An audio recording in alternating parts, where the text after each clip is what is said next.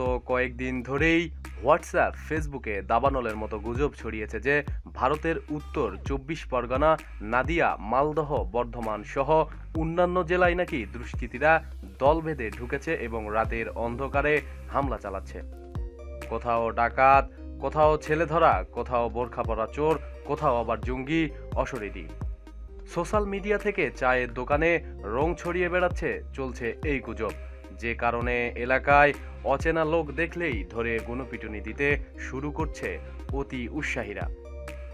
করছেন রাত পাহারার ব্যবস্থা, কেউ বলছে অরশিসি, কেউ বলছে জঙ্গি ঢুকে এলাকায়।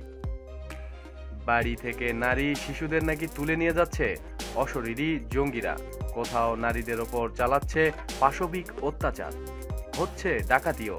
কেউ আবার ফেসবুকে লিখছেন যারা এই দুষ্কর্ম করছে তাদের চোখে দেখা যাচ্ছে না, তারা অশরীরী, তাই পুলিশও তাদের ধরতে পারবে না। এদিকে সাধারণ মানুষকে এই ধরনের গুজব ছড়াতে নিষেধ করেছে পুলিশ, মানা করা হয়েছে এই ভ্রান্ত গুজবে কান না দিতেও।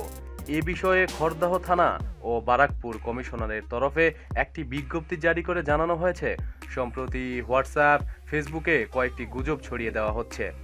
ভিন্ন গ্রহের জীব, জঙ্গি গোষ্ঠীদের সদস্য নাকি ঢুকে পড়ছে কোথাও কোথাও। এ ধরনের গুজব ছড়াবেন না, গুজবে কান দিবেন না। এই গুজবের জেরেই হুগলির বলাগড়ে শিক্ষিকা অর্পণা ঘোষ ও তার মাকে গণপিটুনি দেওয়া হয় বলে জানিয়েছে পুলিশের একটি অংশ। ঘটনায় 11 জনকে গ্রেপ্তারও করেছে পুলিশ। ঘটনায় যুক্ত বাকিদেরও খোঁজ চালাচ্ছে পুলিশ। গত শনিবার রাতে এই গণধোলাইয়ের সময় স্থানীয় বিধায়ক অসীম মাঝিকেও হেনস্থা করা হয়। তাকে ঘিরে অশ্লীল গালিগালাজ দেয় কিছু যুবক, তাদেরও খোঁজ চালাচ্ছে পুলিশ। শিক্ষিকা ও তার মা যে গাড়িতে ছিলেন সেটি কেরোসিনের তেল ঢেলে জ্বালিয়ে দেওয়া হয় বলে পুলিশ জানিয়েছে।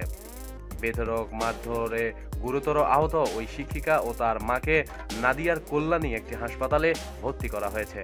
শনিবার রাতে এই ঘটনার পর অবস্থা নিয়ন্ত্রণে রাখতে পুলিশ পিকেট বসানো হয়েছে। প্রতিদিন সব খবরাখবরের জন্য সাথেই থাকুন এবং সাবস্ক্রাইব করুন। ধন্যবাদ।